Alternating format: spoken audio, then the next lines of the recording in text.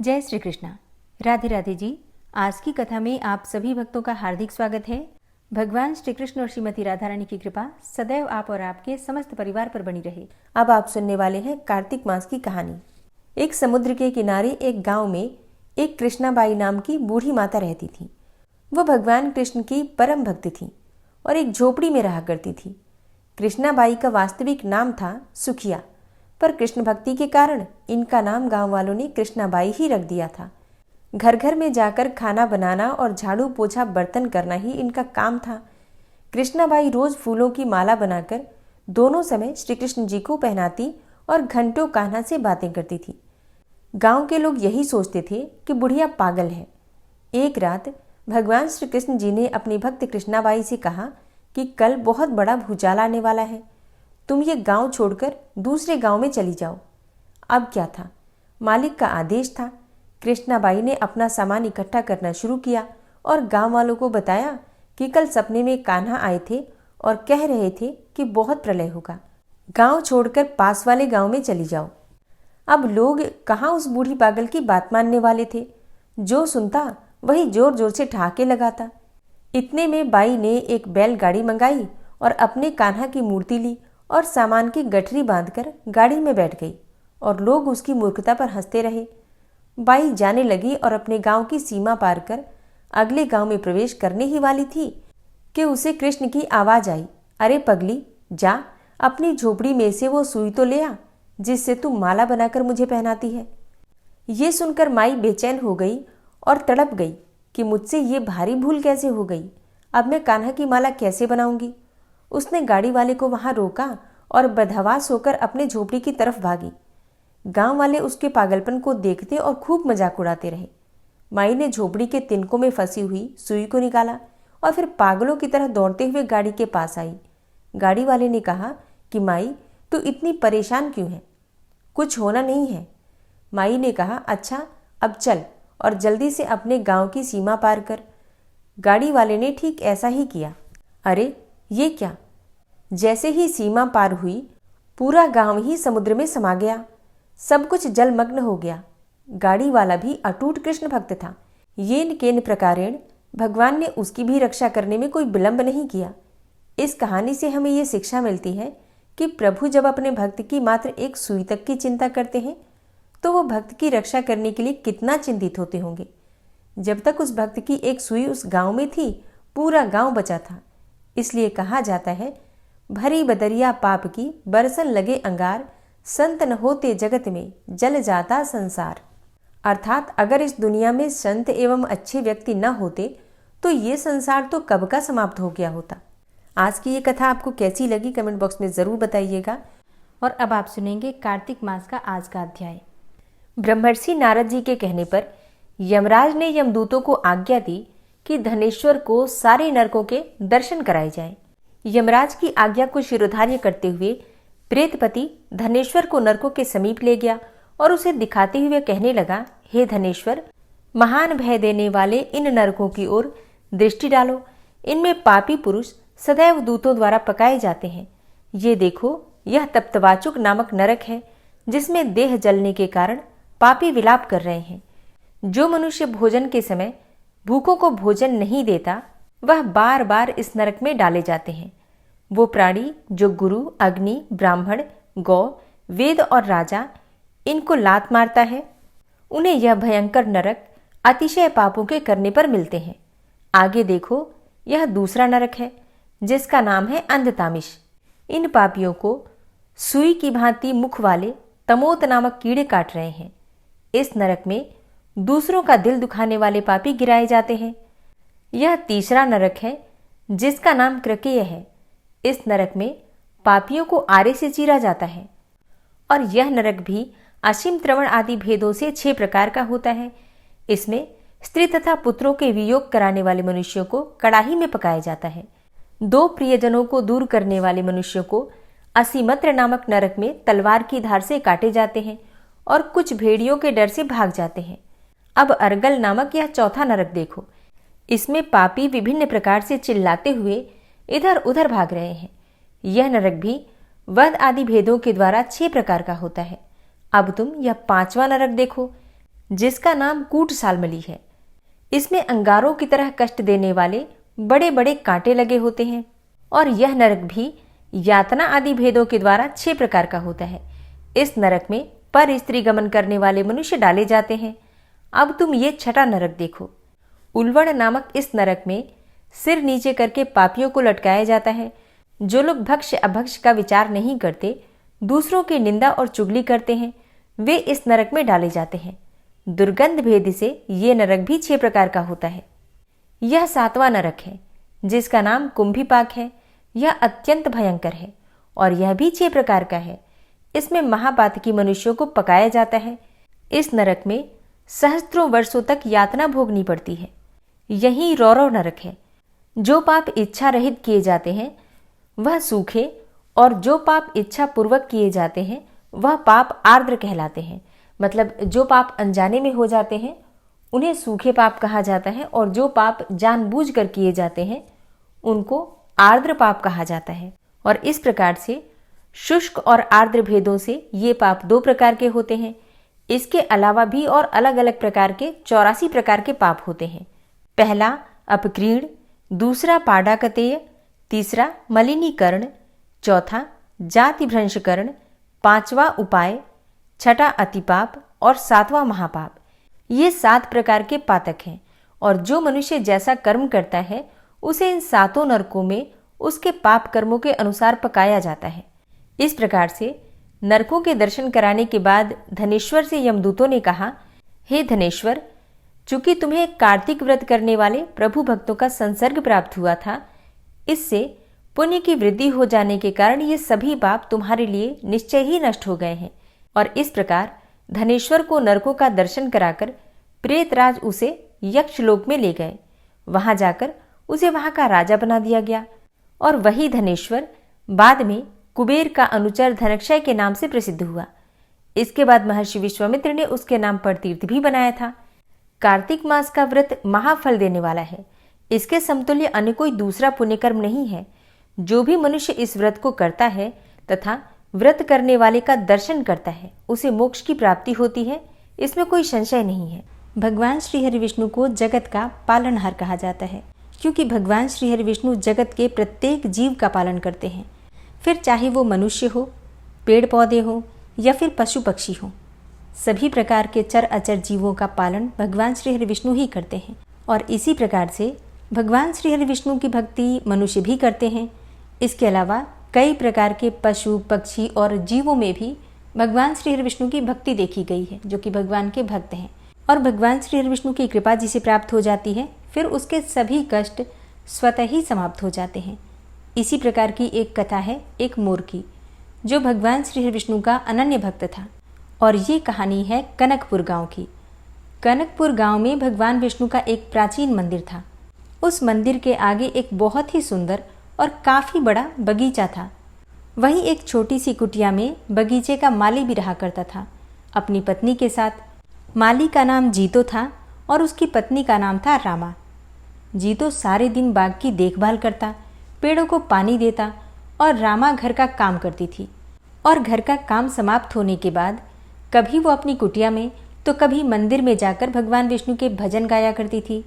एक दिन वो अपनी कुटिया के बाहर एक पेड़ के नीचे बैठी भजन गा रही थी। तभी उसे एक मोर दिखाई दिया, जो रामा के आसपास घूम रहा था और अपने पंख फैलाकर नाच रहा था। रामा ने मोर को नाचता देखा तो उसे बहुत अच्छा लगा। जब तक वह भजन गाती रही, मोर वहीं घूमता रहा। उसके बाद वो कहीं चला गया। शाम को रामा ने जीतो को मोर के बारे में बताया तो उसने कहा कि मैंने तो कहीं मोर नहीं देखा। फिर अगले दिन भी जब रामा भजन गाने बैठी तो वो मोर फिर से आ गया और भजन सुनकर नाचता रहा, फिर चला गया। रामा भजन समाप्त होने पर उसे ढूंढती रही, लेकिन वो मोर कहीं नजर नहीं आया।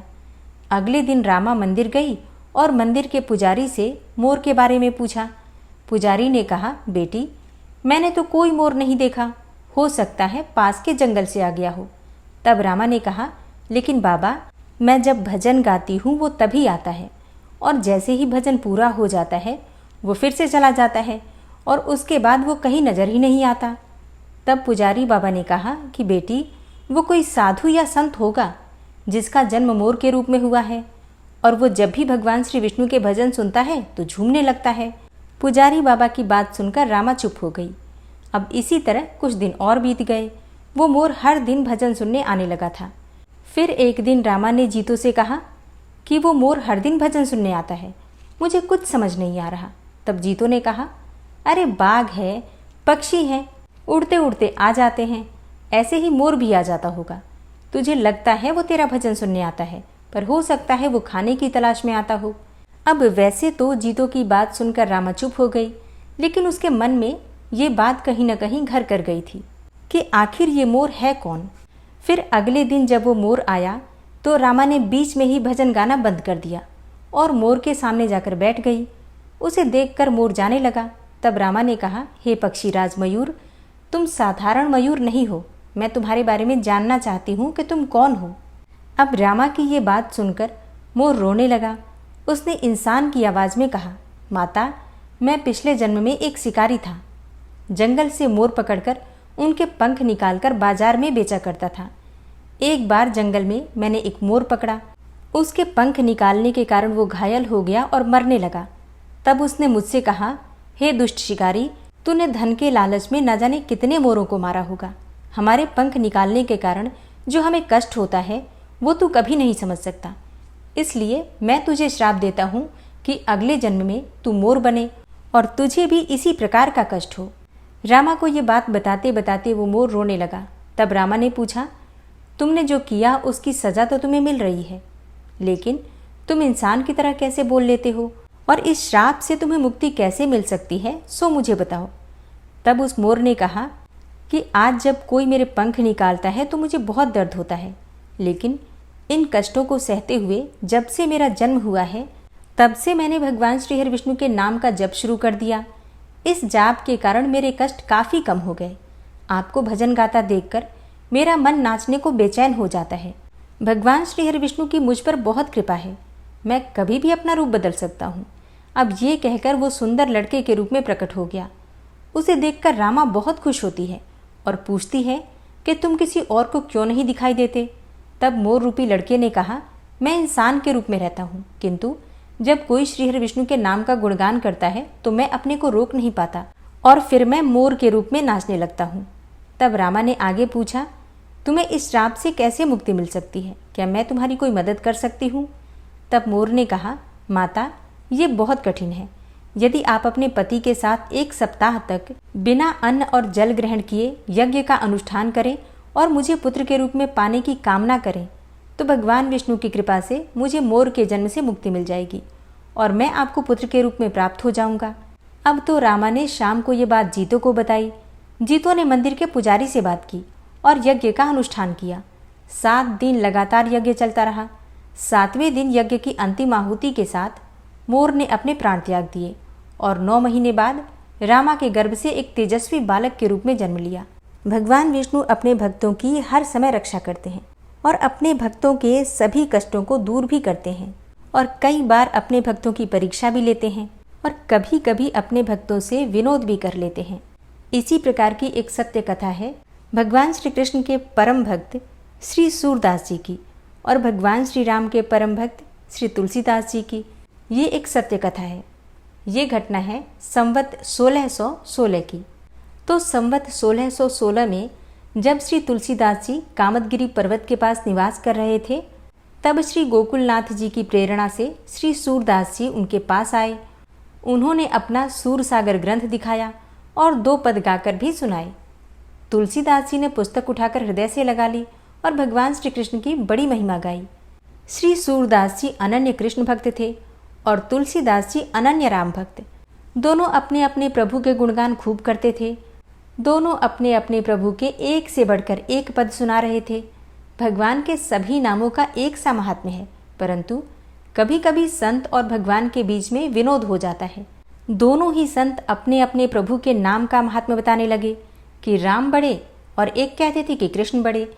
श्री तुलसीदास जी कहते थे कि राम का नाम बड़ा है, श्री सूरदास जी कहते थे कि कृष्ण नाम बड़ा है। अब ये निश्चय करने के लिए एक तराजू लाया गया। श्री तुलसीदास जी ने अपने प्रभु का स्मरण किया और विराजने के लिए विनती की। फिर श्री सूरदास जी ने अपने प्रभु का स्मरण किया अर्थात श्री कृष्ण का स्मरण किया और दूसरे पलड़े पर विराजमान होने को कहा। दोनों के इष्ट गुप्त रूप में विराजमान हो आए।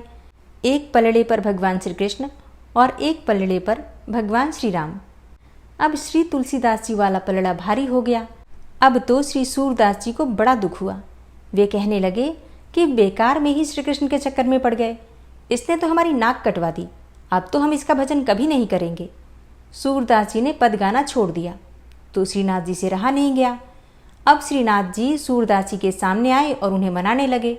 श्री सूरदास जी कहने लगे कि आपके नाम का पलड़ा तो हल्का पड़ गया, मेरी तो नाक कट गई। सूरदास जी की बातें सुनकर श्रीनाथ जी मुस्कुराए और बोले, बाबा आप जपते हो कृष्ण कृष्ण और पलड़े पर आपने आवाहन किया मेरे अकेले श्री कृष्ण का। तुलसीदास जी जपते हैं सीताराम और उन्होंने पलड़े पर आवाहन किया युगल जोड़ी सीताराम जी का। अब अकेले श्री कृष्ण का वजन एक और श्री सीताराम जी दोनों का वजन एक और। अब किशोरी जी जहाँ होंगी वहाँ का पलड़ा तो भारी होगा ही, मेरे अकेले का वजन तो युगल जोड़ी से कम ही होगा ना। भगवान के सभी नाम एक ही समान हैं। सूरदास जी समझ गए कि ये तो केवल हास्य लीला है। दोनों संत गले मिले। सूरदास जी का हाथ पकड़कर गोस्वामी जी ने उन्हें संतुष्ट किया और श्री गोकुलनाथ जी को एक पत्र लिख दिया। फिर 7 दिन सत्संग करके सूरदास जी लौट आए। तो बड़े प्रेम से जयकारा लगाइए। युगल जोड़ी सरकार की जय। ओम विश्वम विष्णुर्वचटकारो भूत भव्य भवत प्रभु भूतकृत भूतभृत भावो भूतात्मा भूतवाहन भूतात्मा परमात्मा च मुक्तानां परमागति अव्ययः पुरुषः साक्षी क्षेत्रज्ञो अक्षर एव च योगो योग विदाम नेता प्रधान पुरुषेश्वरः नारसिंह वपुः श्रीमान केशवः पुरुषोत्तम सर्वः शर्वः शिवस्थाणुर्भूतादिर्निधिर्व्ययः संभवो भावनो भर्ता प्रभवः प्रभुरीश्वरः स्वयंभू शंभुरादित्यः पुष्कराक्षो महास्वनः अनादिनिधनो धाता विधाता धातुरुत्तमः अप्रमेयो ऋषिकेश पद्मनाभो अमरप्रभु विश्वकर्मा मनुस्त्वष्टा स्थविष्ठ स्थविरो ध्रुवः अग्राह्यः शाश्वतः कृष्णो लोहिताक्षः प्रतर्दन प्रभूतस्त्रिककुब्धाम पवित्रं मङ्गलं परम् ईशानः प्राणदः प्राणो ज्येष्ठः श्रेष्ठः प्रजापति हिरण्यगर्भो भूगर्भो माधवो मधुसूदनः ईश्वरो विक्रमी धन्वी मेधावी विक्रमः क्रमः अनुत्तमो दुराधर्षः कृतज्ञः कृतिरात्मवान् सुरेशः शरणं शर्म विश्वरेताः प्रजाभवः अह संवत्सरो व्याल प्रत्ययः सर्वदर्शनः अज सर्वेश्वर सिद्ध सिद्धे सर्वादिर्च्युत वृषाकपिर्मेयात्मा सर्वयोग विनिश्रित वसुर्वसुमना सत्य समात्मा संमितः सम अमोघ पुण्डरीकाक्षो वृषकर्मा वृषाकृतिः रुद्रो बहुशिरा बभ्रुर्विश्वयोनिः शुचिश्रवा अमृतः शाश्वतस्थाणुर्वरारोहो महातपः सर्वगः सर्वविद्भानुर्विश्वक्सेनो जनार्दनः वेदो वेदविद्व्यङ्गो वेदाङ्गो वेदवित्कविः लोकाध्यक्ष सुराध्यक्षो धर्माध्यक्ष कृताकृत चतुरात्मा चतुर्व्यूहश्चतुर्द्रष्टश्चतुर्भुज भ्राजिष्णुर्भोजनं भोक्ता सहिष्णुर्जगदाति च अनघो विजयो जेता विश्वयोनिः पुनर्वसु उपेन्द्रो वामनः प्रांशुर्मोघः शुचिरुर्जित अतीन्द्रः संग्रहः सर्गो धृतात्मा नियमो यमः वेद्यो वैद्यः सदा योगी वीरः माधवो मधु अतीन्द्रियो महामायो महोत्साहो महाबलः महाबुद्धिर्महावीर्यो महाशक्तिर्महाद्युतिः अनिर्देश्य वपुः श्रीमान् मेयात्मा महाधृतिर् महिश्वासो महिभर्ता श्रीनिवासः सतां गति अनिरुद्ध सुरानंदो गोविंदो गोविंदांपति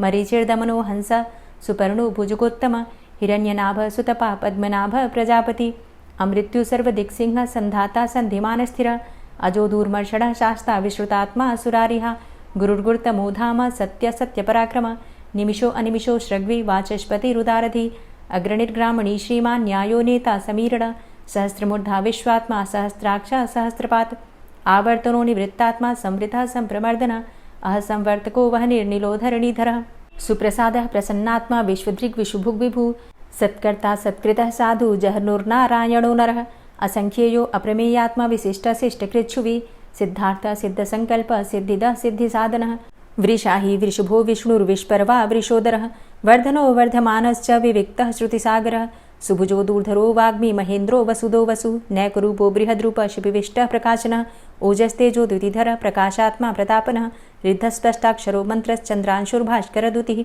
अमृतांशुद्भवो भानु शशबिन्दुः सुरेश्वरः औषधं जगतः सेतु सत्यधर्मपराक्रमः भूतभव्य भवन्नाथ पवनः पावनो नलः कामः कामकृत्कान्तः कामः कामप्रदः प्रभु युगादिकृद्युगावर्तो नैकमायो महाशनः अदृश्यो अव्यक्तरूपश्च सहस्रजित् अनन्तजित् इष्टो अविशिष्ट शिष्टेष्ट शिखंडी नहुसो वृष क्रोधः क्रोधकृत्कर्ता विश्वबाहुर्महीधरः अच्युतः प्रतितः प्राणदो वासवानुज अपां निधिर्धिष्ठानं प्रमत्तः प्रतिष्ठितः स्कन्दः स्कन्दधरो धूर्यो वरदो वायुवाहन वासुदेवो बृहद्भानुरादिदेवः पुरन्दर अशोकस्तारणस्तार शूर सौरिर्जनेश्वर अनुकूलः शतावर्त पद्मी पद्मनिभेक्षण पद्मनाभो अरविन्दाक्ष पद्मगर्भ शरीरभृत् महर्धिरिद्धो वृद्धात्मा महाक्षो गरुडध्वज अतुलः शरभो भीमो समयज्ञो हविर्हरि सर्वलक्षणलक्षण्यो लक्ष्मीवान् समितिञ्जय वीक्षरो रोहितो मार्गो हेतुर्दामोदरः सह महीधरो महाभागो वेगवान् मिताशन उद्भवः शोभणो देव श्रीगर्भ परमेश्वर करणं कारणं कर्ता विकर्ता गहनो गुह व्यवसायो व्यवस्थान संस्थान स्थानदो ध्रुव परर्थी परमस्पस्तुष्ट पुष्ट शुभेक्षण रामो विरामो विरजो मार्गो नेयो नयोनयः वीर शक्तिमतां श्रेष्ठो धर्मो धर्मविदुत्तमः वैकुण्ठ पुरुषः प्राणदः प्रणवः पृथु हिरण्यगर्भ शत्रुघ्नो व्याप्तो वायुरुधोक्षजः ऋतुः सुदर्शनः कालः परमेष्ठी परिग्रह उग्रः संवत्सरो दक्षो विश्रामो विश्वदक्षिणः विस्तारस्थावरस्थाणु प्रमाणं बीजमव्ययम् अर्थो अनर्थो महाकोशो महाभोगो महाधनः अनिर्विण्ण स्थविष्टोभू धर्मयुपो महामख नक्षत्रनेमिर्नक्षत्री क्षमा चामः समीहन यज्ञ इज्जो महिज्यश्च क्रतुसत्रं सतां गतिः सर्वदर्शी विमुक्तात्मा सर्वज्ञो ज्ञानमुत्तमं सुव्रतः सुमुखः सुष्मा सुघोषः सुखदः सुहृतः मनोहरो जित्क्रोधो वीरबाहुर्विदारणः स्वापनः स्ववसो व्यापी नैकात्मानैककर्मकृत् वत्सरो वत्सलो वत्सी रत्नगर्भो धनेश्वरः धर्मगुप्त धर्मकृद्धर्मी सदसक्षरमक्षरम् अविज्ञाता सहस्रांशुर्विधाता कृतलक्षणः गभस्तिनेमिः सत्त्वस्थः सिंहो भूतमहेश्वरः आदिदेवो महादेवो देवेशो देवभृद्गुरुः उत्तरो गोपतिर्गोप्ता ज्ञानगम्यः पुरातनः शरीरभूतभृद्भोक्ता कपीन्द्रो भूरि दक्षिणः सोमभो अमृतपः सोम पुरुजित पुरुषोत्तमः विनियोजय सत्यसन्धो दाशाः सात्वतां पतिः जीवो विनयिता साक्षी मुकुन्दो अमितविक्रमः अम्भो निद्रणन्तात्मा महोदधीशयोऽन्तकः अजो महार्हः स्वाभाव्यो जितामित्रः प्रमोदन आनन्दो नन्दनो नन्दः सत्यधर्मा त्रिविक्रमः महर्षि कपिलाचार्यः कृतज्ञो मेदिनीपतिः त्रिपदस्त्रिदशाध्यक्षो महाशृङ्गः कृतान्तकृत् महावराहो गोविन्दः सुखेणः कनकाङ्गदी गुह्यो गभीरो गहनो गुप्तश्चक्रगदाधरः वेधा स्वाङ्गो अजितः कृष्णो दृढः सङ्कर्षणोच्युतः वरुणो वारुणो वृक्षः पुष्कराक्षो महामनाः भगवान् भगानन्दी वनमाली हलायुधः आदित्यो ज्योतिरादित्यः सहिष्णुर्गतिसत्तमः सुधन्वाखण्ड परशुर्दारुणो द्रविडप्रदः दिविस्त्रिक्सर्वदृग्व्यासो वाचस्पतिर्योनिजः त्रिसामासामगः साम निर्वाणं भेषजम्भिषक् सन्न्यासकृच्छमः शान्तो निष्ठा शान्तिः परायणं शुभाङ्गः शान्तिदस्रष्टा कुमुदः कुवलेशय गोहितो गोपतिर्गोप्ता वृषभाक्षो वृषप्रियः अनिवर्ति निवृतात्मा संक्षेप्ता चेमकृच्छिवः श्रीवत्सवक्षा श्रीवास श्रीपति श्रीमतांबर श्रीद श्रीश श्रीनिवास श्रीनिधि श्रीविभावन श्रीधर श्रीकर श्रेय श्रीमान् लोकत्रयाश्रय स्वक्ष स्वंग शतानंदो नंदिर्ज्योतिर्गणेश्वर विजितात्मा विधेयात्मा सत्कीर्तिश्छिन्न संशय उदीर्ण सर्वतक्षसुर निश शाश्वत स्थिर भूषयो भूषणो भूतिर्विशोकः शोकनाशन अर्चिष्मानर्चितः कुंभो विशुद्धात्मा विशोधन अनिरुद्धो अप्रतिरथ प्रद्युम्नो अमितविक्रमः कालिनेमि निहावीर शौरी शूरजनेश्वर त्रिलोकात्मा त्रिलोकेशः केशवः केशिहारी कामदेवः कामपालः कामीकान्तः कृतागमः अनिर्देशवपुर्विष्णोर्वीरो अनन्तो धनञ्जयः ब्रह्मण्यो ब्रह्मकृद्ब्रह्मा ब्रह्म ब्रह्म विवर्धन ब्रह्मविद् ब्राह्मणे ब्रह्मी ब्रह्मज्ञो ब्राह्मणप्रियः महाक्रमो महाकर्मा महातेजा महोरगः महाक्रतुर्महायज्वा महायज्ञो महाहवि स्तव्यः स्तव प्रियः स्तोत्रं स्तुतिस्तोतारणप्रियः पूर्णः पुरैता पुण्यः पुण्यकीर्तिर्नामयः मनोजवस्तीर्थकरो वसुरेता वसुप्रदः वसुप्रदो वासुदेव वसुर्वसुमनाहवि सद्गतिः सत्कीर्तिः सत्ता सद्भूतिः सत्परायणः शूरसेनो यदुश्रेष्ठः सन्निवासः सुयामुनः भूतावासो वासुदेवः सर्वासु निलयोऽनलः दर्पः दर्पदो दृप्तो दूर्धरोऽथा पराजितः विश्वमूर्तिर्महामूर्तिर्दीप्तमूर्तिर्मूर्तिमान् अनेकमूर्तिरव्यक्तः शतमूर्तिः शताननः एको नैकः सवः किं यत्तत्पदमनुत्तमं लोकबन्धुर्लोकनाथो माधवो भक्तवत्सलः सुवर्णवर्णो हेमाङ्गो वराङ्गश्चन्दनाङ्गदी वीरः विषमः शून्यो घृताशीर चलश्चलः अमानीमानदो मान्यो लोकस्वामी त्रिलोकधृक् सुमेधा मेधजो धन्यः सत्यमेधाधराधरः तेजो वृषः द्वितिधरः सर्वशस्त्रभृताम्बरः प्रग्रहो निग्रहो व्यग्रो नैकशृङ्गो गदाग्रजः चतुर्मूर्तिश्चतुर्बाहुश्चतुर्व्यूहश्चतुर्गति चतुरात्मा चतुर्भावश्चतुर्वेद विदेकपात समावर्तो अनिवृतात्मा दुर्जयो दुरतिक्रम दुर्लभो दुर्गमो दुर्गो दुरावासो दुरारिहा शुभांगो लोक सारंग शुतंतुस्तंतुवर्धन इंद्रकर्मा महाकर्मा कृतकर्मा कृतागम उद्भव सुंदर सुंदो रत्ननाभ सुलोचन अर्को वाजसन श्रृंगी जयंत सर्वविजयी सुवर्णबिंदु रक्षोभ्य सर्वभागीश्वरेश्वर महाहृदो महागर्तो महाभूतो महानिधि कुमुदः कुंदरः कुंदः पर्जन्यः पावनो नीलः अमृताशो अमृतवपुः सर्वज्ञः सर्वतोमुख सुलभः सुव्रत सिद्ध शत्रुजित् शत्रुतापन न्यग्रोधोदुम्बरो अस्वस्थश्चाणुरान्ध्रनिषूदनः सहस्रार्चिः सप्तजिह्व सप्तैधा सप्तवाहन अमूर्तिरणघो अचिन्त्यो भयकृद्भयनाशनः अणुर्बृहत्कृशस्थूलो गुणभृन्निर्गुणो महान् अधृत स्वधृत स्वास्य प्राग्वंशो वंशवर्धनः भारभृतिकथितो योगी योगी स सर्वकामद आश्रमश्रमण क्षाम सुपर्णो वायुवाहन धनुर्धरोर्धनुर्वेदो दण्डोदमयितादम अपराजितः सर्वसहो नियन्ता नियमो यमः सत्त्ववान् सात्विकः सत्य सत्यधर्मपरायण अभिप्रायः प्रियार्होर्ह प्रियकृत्प्रीतिवर्धनः विहाय सगतिर्ज्योति सुरुचिर्हुद्भुग्विभु रविर्विलोचनः सूर्य सविता रविलोचनः अनन्तो हुद्भुग्भोक्ता सुखदो नैकजोग्रज अनिर्विण्ण सदामर्षि लोकाधिष्ठानमद्भुतः सनात सनातन्तमः कपिलः कपिरप्यय स्वस्तिदा स्वस्तिकृत् स्वस्ति स्वस्तिभुक् स्वस्ति दक्षिण रौद्रः कुण्डली चक्रे विक्रमयुर्जितशासन शब्दातिगः शब्दशः शिशिरः शर्वरीकर अक्रूरः पेशलो दक्षो दक्षिणः क्षमिणाम्बर विद्वतमो वितभय पुण्यश्रवणकीर्तन उत्तारणो दुष्कृतिः पुण्यो दुःस्वप्ननाशन वीरहारक्षण सन्तो जीवनः पर्यवस्थित अनन्तरूपो अनन्तसृर्जितमन्युर्भयापः चतुरश्रो गभीरात्मा विदिशो व्यादिशो दिश अनादिर्भूर्भुवो लक्ष्मीः सुवीरो रुचिराङ्गद जननो जन्मादिर्भीमो भीमपराक्रम आधारनीलयो धाता पुष्पहासः प्रजागर ऊर्ध्वगः सत्पथाचार प्राणदः प्रणमापण प्रमाणं प्राणनीलयः प्राणभृत् प्राणजीवनः तत्त्वं तत्त्वविदेकात्मा जन्म मृत्यु जरातिग पूर्वस्वस्तरुस्तार सविता प्रपितामह यज्ञो यज्ञपतिर्यज्वा यज्ञांगो यज्ञवाहन यज्ञभृद्यज्ञकृद्यज्ञ यज्ञभुग्यज्ञसाधन यज्ञान्तिकृद्यज्ञ गुह्यमन्यमन्नादेव च आत्मयोनिः स्वयं जातो वैखानः सामगायन देवकीनन्दन स्रष्टा क्षितिसः पापनाशन शङ्खभृन्नन्दकी चक्री शारङ्गधन्वा गदाधरः रथाङ्गपाणिरक्षोभ्य सर्वप्रहरणायुध ओम नमः इति। और अब आप सुनेंगे श्री तुलसी चालीसा। श्री तुलसी महारानी करु विनय सिरनाय जो मम हो संकट विकट दीजे मात नशाय। नमो नमो तुलसी महारानी महिमा अमित न जाए बखानी दियो विष्णु तुमको सन्माना जग में छायो सुयस महाना। विष्णु प्रिया जय जयति भवानी तिहु लोक की हो सुख खानी। भगवत पूजा करे जो कोई बिना तुम्हारे सफल न होई। जिन घर तव नहीं होय निवासा उस घर कर ही विष्णु नहीं बासा। करें सदा जो तव नित सुमिरन तेहि के काज होय सब पूरन। कार्तिक मास महात्म तुम्हारा ताको जानत सब संसारा। तव पूजन जो करे कुंवारी पावे सुंदर वर सुकुमारी। करे जो पूजा नित प्रति नारी सुख संपत्ति से होय सुखारी। वृद्धा नारी करे जो पूजन मिले भक्ति होवे पुलकित मन।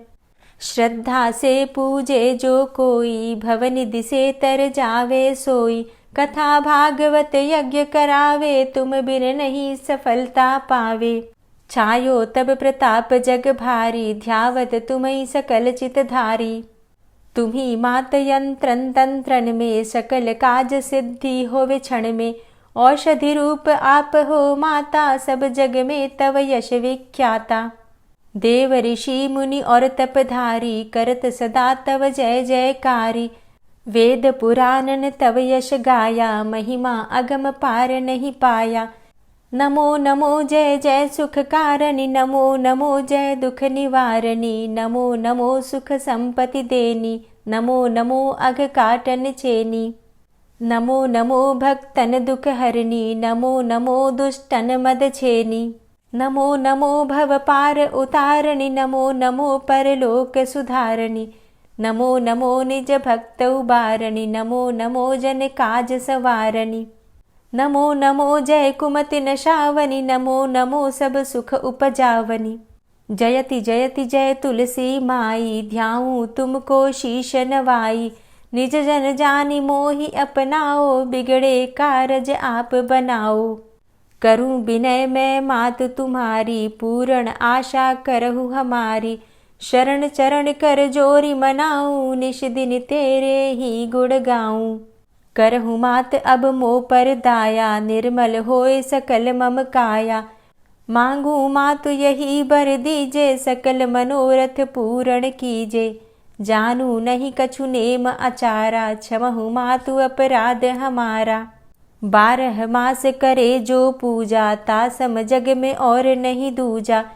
प्रथम ही गंगा जल मंगवावे, फिर सुंदर स्नान करावे। चंदन अक्षत पुष्प चढ़ावे, धूप दीप नैवेद्य लगावे। करें आचमन गंगा जल से, ध्यान करे हृदय निर्मल से। पाठ करे फिर 40 की, स्तुति करे मात तुलसा की। यह विधि पूजा करे हमेशा, ताके तन नहीं रहे कलेशा। करे मास कार्तिक का साधन, सोवे नित पवित्र हुई जाहि। है यह कथा महासुखदाई, पढ़े सुने सो भव तर जाई। यह श्री तुलसी 40 पाठ करे जो कोय, गोविंद सो फल पावही, जो मन इच्छा होय। तुलसी 40 संपूर्ण। और अब आप सुनेंगे तुलसी महारानी की आरती। तुलसी महारानी नमो नमो, हरि की पटरानी नमो नमो। तुलसी महारानी नमो नमो, हरि की पटरानी नमो नमो। धन्य तुलसी पूर्ण तप कीनो, धन्य तुलसी पूर्ण तप कीनो। शालिग्राम की बनी पटरानी नमो नमो। तुलसी महारानी नमो नमो, हरि की पटरानी नमो नमो। जाके पत्र मंजरी कोमल, जाके पत्र मंजरी कोमल। श्रीपति कमल चरण लपटानी नमो नमो, हरि की पटरानी नमो नमो। तुलसी महारानी नमो नमो। धूप दीप नैवेद्य आरती, धूप दीप नैवेद्य आरती।